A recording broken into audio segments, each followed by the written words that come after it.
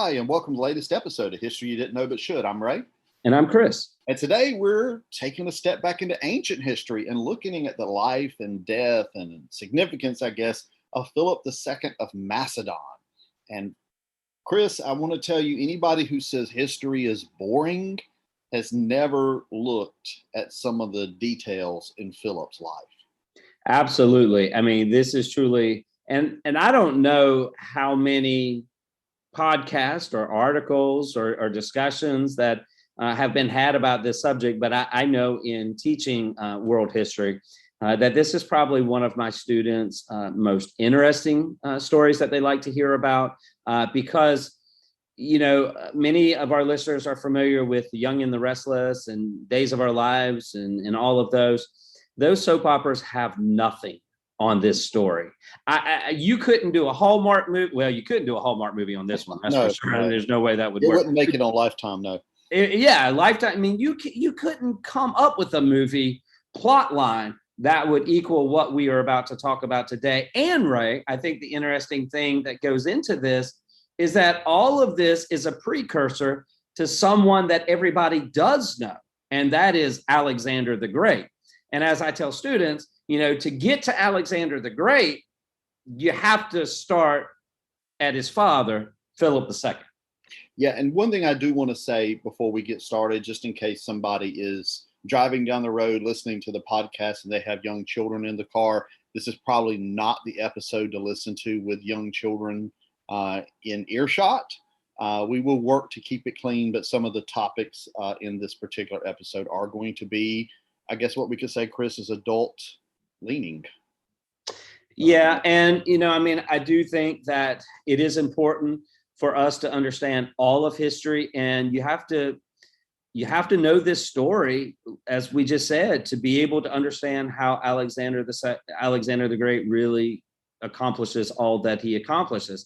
And, you know, and this kind of goes back to Philip II, who, you know, basically at the age of 15, he really begins to understand the violent and uncertain times that he's living in, and he'll understand that diplomacy is all about self-interest, and that it's possible to get anyone to do your bidding for the right price. And by understanding that concept at a young age, I think it kind of puts these things in motion, even to which Alexander the Great will kind of take some of his dad's own lessons and apply them to his goals in life.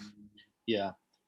So let's sort of dive right into Philip II of Macedon. He is born in 382 BC. So he's the 18th king of Macedonia. He's going to become king at 23 years of age. So he's going to become king rather early.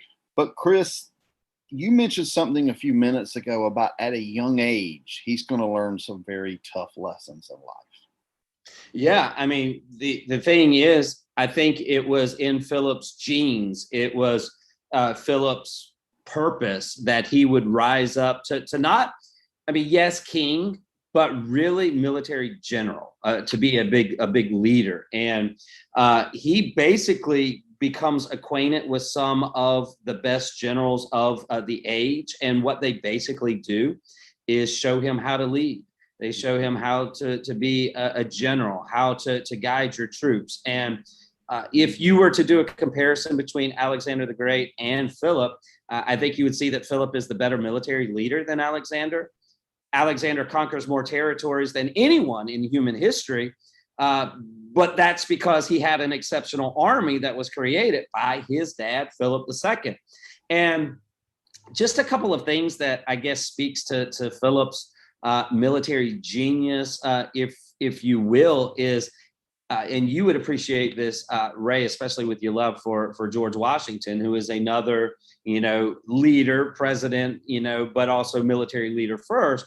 But Philip basically revolutionized warfare. He's one of the first commanders that will learn that the best thing to do to be a leader is to stay away from the thick of the battle and to analyze it from afar, you know, from a distance. Although he can't always stick to his own leadership, because there's sometimes in which he just feels that he needs to go right in and he needs to be right there on the action. Another thing that Philip does is he understands the importance of eating the same food, wearing the same clothes, suffering the same hardships as his soldiers do. Philip was one of the ones who said, I'm not going to wear any insignia that recognizes me as anything but just a regular soldier. And he will actually sleep in the same conditions that they sleep in. And Ray, there's even the point that what happens is, known for his bravery, that he goes into battle like charge, and he's one of the first ones that goes in. And Ray, with that leadership and that bravery, there is a pretty nasty injury that he suffers. And what basically happens is he's inspecting sheds that was hosting the machinery that they had during that time. And there was an enemy sniper that spotted him and actually hit Philip's right eye with an arrow. And he was lucky to survive. He actually goes into the field hospital, and they said, what happened? He said, do you see this arrow that's kind of in my eye? That's what happened. But fortunately, it kind of bounced off like of his helmet, and then kind of hit him, impaled him, I guess, if you will. But what eventually happens is that eye becomes disfigured. And he will, have to kind of wear, his stitched eyes shut, and eventually puts a eye patch on, if you will, to be able to help him.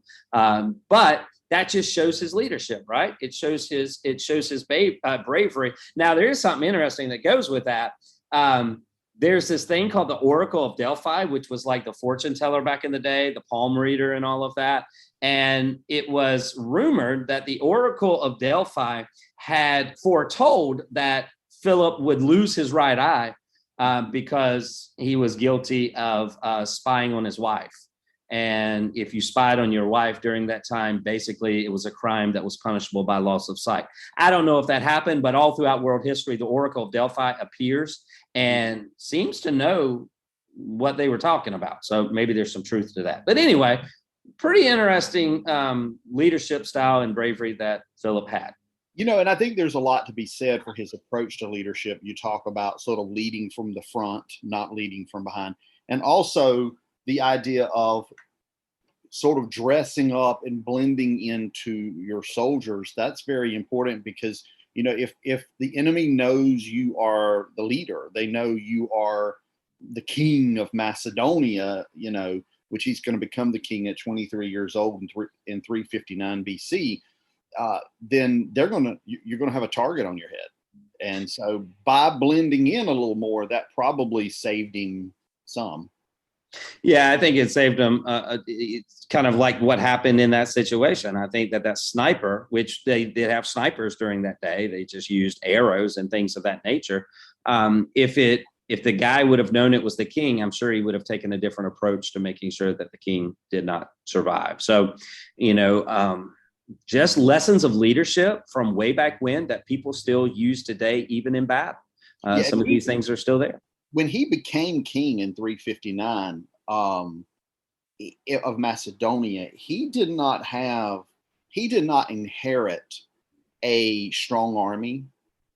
He did not inherit a nation or a kingdom that was doing well. Right. It was weak. It was divided. The army was weak. So he works a lot. And you've talked about some of the things he did as leader, but another thing he did as leader was he worked to increase the size of the army itself, increasing it. I found numbers saying from approximately 10,000 soldiers to more than 24,000 soldiers. He works to increase it there. The cavalry, he works to increase it from 600 to almost 4,000 people on the cavalry. So this is a guy who comes in and he immediately starts working to strengthen the kingdom, strengthen his army, because, of course, that army is what's going to allow him to stay in power. And, of course, he also has around him a series of bodyguards. But before we come to the bodyguards, he introduces a military maneuver to his soldiers, this rectangular formation where these soldiers, like march in this rectangular, this block type of formation. And they have these long 18-foot pikes 18 to 20-foot pikes that they use, these sort of poles that they use to go after their enemy. And of course, a lot of the other armies used much shorter pikes. So that would allow Philip's army to go in and overcome the enemy because their pikes were longer. Yeah, I think they called it a phalanx, or phalanx or something like that. Yeah. And it's a very interesting strategy because the way that they were positioned, I mean, with their shields and with they were basically just, I don't want to say bulletproof, but I mean, they were a cohesive unit that was able to move forward. And even as these other arrows would fly down upon them, I mean, they had this system where everything was just kind of held up high to prevent them from being attacked. Yeah. I mean, they could overcome their enemies with the spears, the pikes, but they could also shield themselves from fiery darts that were coming down upon them. He also, by the way, another thing is he worked to professionalize the army. So this is a guy, I mean, Philip II, everybody thinks about his son, Alexander the Great. But this Philip II, he was no slouch when it came to government matters and military matters. I would ask the question, and I do ask this question, would Alexander the Great be great if it hadn't have been for Philip II? And would we have said Philip II was Philip the Great if he hadn't of lost his way with his morals and with his values? Would we be today in history talking more about Philip than about Alexander? Because he had the greatest army. Yeah. I mean, he really did. And like I said a minute ago, he didn't inherit this. This wasn't like some great emperor or pharaoh who inherited this great kingdom and this great army. He didn't do that. He had to really work to bring this together and to build this back up to where it was. One of the things he did, and this sort of gets us into some of the more things students enjoy, the salacious details, is he had bodyguards. So he understood that as king, he needed to make sure he was well protected.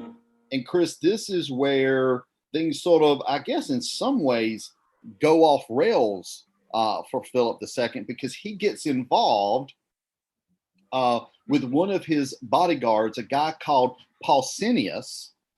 And this relationship with Pausanias is actually eventually going to cost Philip II his life.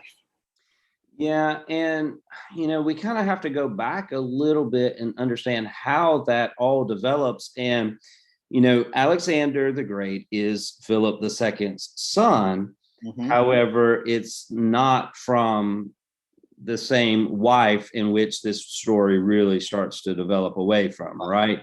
The problem is that Alexander and Philip did not get along. Even though Philip knew Alexander was destined for greatness, Alex wasn't like his dad. And I think that bothered Philip. But then what happens is Philip will marry, he'll kind of ditch Alex's mom, right? And Olympias? I'm sorry. What's that? Olympias? Yeah. And so I'll probably say Alex, and I'm sorry. It's just kind of just talking, just kind of Alexander. But what happens is Philip will ditch Olympias, Alexander's mom, and he'll marry a young Macedonian woman whose name is Cleopatra. Yeah. The problem is that Alexander and Olympias, the mom, become concerned, because we are living in this time of world history where you have dynasties and the leadership goes from father to son to son to son. And now there is a problem because Olympias is not pure Macedonian. So therefore, if Philip marries a young Macedonian woman named Cleopatra, and if they were to have a child, there's a really good chance that Alexander doesn't become king, doesn't become a leader. And so Olympias is upset, Alexander is upset, and they become even more upset when Cleopatra actually does produce a boy. And so now you have a serious issue that's on hand because Alex is not Macedonian, and usually the next king would want to be pure Macedonian, and so this is a major issue that comes about, and that leads to the story of Pausanias, right? Because Philip marries Cleopatra, and Cleopatra's father was Attalus. Yeah. And Cleopatra at this time was 22 years old. Philip II is quite the elder. And you can really see that this is basically probably nothing more than Philip II having a midlife crisis. I think this is wife number 7. I could be wrong, but it's quite a few. And so this kind of seems to be a big issue that's going on. And so there's this huge situation here. Well, Ray, where it really gets interesting is Philip marries Cleopatra. Alex is there, but the wedding goes on without incident. But then there's the wedding banquet, the reception. And I don't know how it all started, but everybody's in the reception, and you know where they usually give toast, right? And you give a toast to the groom, a toast to the bride. Well, the father-in-law, Attalus, stands up and says, "Let me give a toast." And I don't know the exact words he said, but he said something to the effect that, "And thank goodness Philip is finally going to be able to father a legitimate heir." And Alexander, being not pure Macedonian, gets really, really ticked off. Add to this that everybody is drunk. Alexander's mad. He throws his cup at Attalus, the father-in-law, right? He throws it at Attalus, and he swears at him. And here's where it really gets bad, because Philip stood up, drew his sword, and he began to charge at his son Alexander instead of his father-in-law Attalus. And he doesn't make it very far because he's drunk, and he falls down flat on his face. He's in a drunken stupor. And the story is that Alexander comes up to Philip and he starts mocking him and says, "Here you are thinking you're some major general getting ready to march into Asia, and you can't even march from one table to the next without falling over." And so you start seeing that there's this rivalry that's going on. But I think, as you mentioned, Ray, this is where there's an additional need for bodyguards, because Philip II is kind of losing it. Alexander is worried about losing the kingdom. Attalus wants a son so that he can be part of the kingdom. So all of this is setting the stage from something that is really going to happen. And that is, Philip just got married to a beautiful 22-year-old lady. He's got the father-in-law. He's got a son that's mad at him. And then, Ray, he decides that having a wife, number 7, isn't good enough. And so he moves on and he has an affair. And who does he have the affair with, Ray? Well, he has an affair with one of his younger bodyguards, a guy called, like I said earlier, a guy by the name of Pausanias. And the thing about Pausanias is apparently he's something of a jealous guy. So they're involved in this affair. And at some point, Philip dumps, I guess we could use modern lingo, Philip dumps Pausanias for another guy who actually is younger, also named Pausanias. Well, this Pausanias, the younger Pausanias, ends up committing suicide. And the other Pausanias, the bodyguard, gets some blame for this. And how did you say his name? Attalus. Excuse me. Attalus takes it upon himself to get revenge for the younger Pausanias who has killed himself. So he rapes the older Pausanias, the bodyguard. And so that Pausanias then returns after this attack has occurred. Pausanias then returns to Philip, his former lover, whatever you want to call it, and tells him about what happened. And Philip, Chris, does absolutely nothing about it. He does promote him. He does give him a little bit of promotion in the bodyguard ranks, but otherwise he doesn't do anything about it. And there's some people who believe, and I think there's reason to believe this is true, that this was one of the things, at least, that caused Pausanias to want to kill Philip II. I don't think it was the only thing, but because it depends on how you date this. Some people date this event going back to 344, which was several years before Philip II dies. Other people date it the same year, 336, when Philip dies. So I guess it depends on how you look at, when this particular blow up with Pausanias occurred, and as to how closely related it was to what he ultimately did. And I think, Philip II is put, if he puts himself in a really bad situation with all of this, right? You have one guy who basically takes his life trying to show his love and loyalty for the king. And then you've got the other one who is now upset because he found out what was going on, and he feels the jilted lover. And then you have Philip II, who can't go against his father-in-law just for all of the dynamics that are there, right? He needs Attalus. He can't just turn his back on Attalus. And so I guess he could say, you're just a bodyguard, or you're just a lover, I'll give you some gifts. You be quiet. And he actually sent Attalus away, and not like banishing him, but sends him off to war. And there's some who seem to think that Pausanias may have been a little jealous about that as well. That after he was attacked by this guy and tells Philip still rewards this guy by giving him the opportunity to go make military greatness.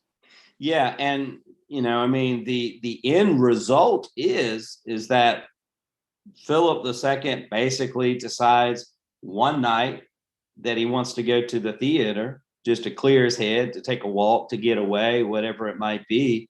And that Pausanias, who knew the king's movements, took the opportunity and he stabbed the king multiple times.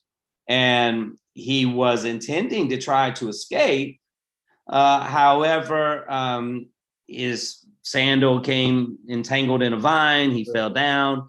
That allowed the pursuers to kind of catch up to him. Now, Ray, they were vigilante justice right there. Yeah, well, you remember the pursuers were also bodyguards. Exactly. These people knew who Pausanias was, and they went after him. And you mentioned that we know he was trying to escape because he had planned this in advance, and and I've never thought I would utter this word, he had a getaway horse. I never thought I would utter that word, but he had a getaway horse ready to go. But he didn't make it because, like you said, he tripped over a vine and was killed. Now, the question is, Chris, and you're better suited to answer this than I am. The question is, what role did Alexander and his mom play in this event? Was this just Pausanias angry over being a jilted lover who was attacked and didn't feel like justice was done? Or is there more? And did Alexander and Olympias get to Pausanias? What exactly happened here? Yeah, and I think that's the beauty of history, because there's so many whodunits, and I think you can argue at it in both areas. All throughout ancient history, there's plenty of mamas who want the very best for their sons, and they'll do anything to get that. Ancient Rome, ancient Athens, wherever you want to go, Greece, Rome, it doesn't matter. Egypt. You can go anywhere and find out all of the crazy things that happened, and as a result of the mom and all. However, to me, I think that the reason that and I would say that he was one of the greatest ancient kings, I really believe that. But I think that he died because he carelessly tossed aside one of his lovers. I think that he thought he was invincible. Once again, a common theme during this time period. Some would argue a common theme even in today's society, right? But I think that he thought he was invincible, and he could ply this guy with gifts. He could ply him with, this, oh, I love you, and just give me time. I'm trying to do, but I think that it finally caught up to him. And, I think Alexander the Great was happy about it because the story I told earlier, there was no love lost there. But I think Alexander the Great also wanted a reputation, and he knew that his reputation needed to be as clean as possible, even though that really doesn't happen. But I think he tried. So I think it was a gift that was handed to him. And that's my opinion. Now, there's others who would argue that he had a hand in it and that he did stuff to it. But I honestly think that it's just because he carelessly tossed aside one of his lovers. And it could have just been a situation that, like you said, it sort of landed in his lap because his father was engaging in all sorts of, reckless behavior with people who were close to him. I mean, bodyguards, these are the people you put your life in their hands. And here you are, like you said, just sort of tossing one away. That has the potential to really end up poorly. So it could very well be that Alexander and his mom just simply benefited from this jilted lover. They were watching Philip II blow up in front of their eyes. I mean, they saw it. They saw the transitioning that was going on. You could see, the drunken stupor that he was always in, the angry burst, the not really thinking through this or that. So I think it was very clear that they probably were like, hey, sit back. He's going to do this to himself. He'll destroy himself. Let's just stay away. But for all of history's sake, I remember when I was young, everybody says at the youngest person to ever conquer the known world, Alexander the Great. We have this fascination with Alexander the Great, and Philip II gets kicked to the curb. And I think that there is a reminder for all of us that history-changing moments don't necessarily happen because one big country overtakes another big country or one massive event overshadows another event, but one simple, small lapse of judgment can not only affect one person's life, but all of the rest of history. And I see that in Philip II. Alexander the Great embarks on the greatest conquest of all time because his dad had a lapse of judgment. And I think it should be a reminder to all of us, your actions and your words carry a lot of weight, not just for you, but for everybody around you. Yeah. And, Alexander, I think, and you're probably more familiar since you teach world history. I tend to just teach American government and American history.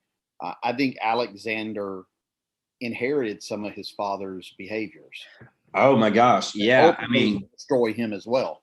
Well, that's the whole thing. We can go and talk about Alexander the Great and how he died. The fact is, many people think that his best friend poisoned him. There's that aspect to it as well. I think he did inherit that because, once again, Ray, we're seeing this in today's society as well.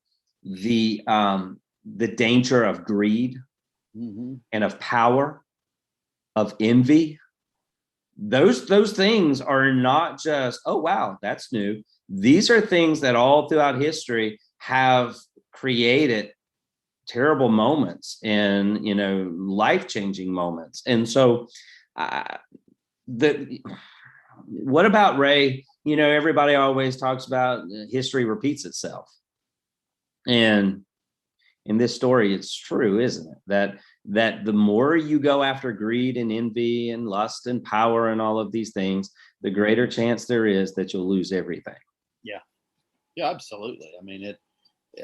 If you don't, I hate to drag out old tired cliche, but if you don't learn from history, you'll be doomed to repeat it. And like I said, there may be a little truth in here that Alexander did not learn from the mistakes his father made. He ended up repeating quite a number, maybe not one to one, but going down the same track his father went down and meeting a similar end. So what lessons do you think we take from this story, Ray? This is BC. Before the Common Era. What's a lesson that our society could learn from today with this? be careful who you associate yourself with. I mean, Philip II may have lived a long life and reigned much longer than he did had he not gotten involved with this bodyguard and this whole soap opera thing with the bodyguard and his son and all of that. I think, we talk about the lessons of the dangers of power and all of that, but also just something as simple as be careful who you surround yourself with. And the fact that a bodyguard's sole purpose is to do what? To protect you. I mean, you remember, this is not totally unheard of. Nero, now, of course, this is going to be later, not Nero, I'm sorry, Caligula, and this is years later, of course, but Caligula is killed by his bodyguards too, for totally different reasons, but still, those people who are around you that are protecting you and they're armed, you want to make sure they're happy with you. Otherwise, at least at this time in history, it could spell bad news if they weren't. Well, because they know who you are. They see you are. Behind closed doors. They don't see the public persona of a leader, who acts like a leader should act maybe in public, but they get to see the 24/7 individual. And maybe they say, I don't like that person. I don't like the direction. And, that's when they start to make the changes that need to be made. So you have to be careful. Yeah. And with Caligula, the Praetorian Guard thought, or at least some of them, that they needed to save Rome. And the only way to do that would be to get rid of Caligula. Well, Chris, this has been a fascinating episode. Like you said early on, I think there's not a soap opera on the face of the earth that can touch this story. And honestly, Chris, I feel like it's hard to do it justice in a brief podcast like this because there's so many angles to this story. If our listeners would like to contact us with show suggestions, comments, etc., you can visit our Facebook page, our Twitter page, or you can email us at historyyousshouldknow@gmail.com. That's history, the letter you should know @gmail.com. Please share this podcast with your family and friends. Until next time, I'm Ray. And I'm Chris. We'll talk to you later.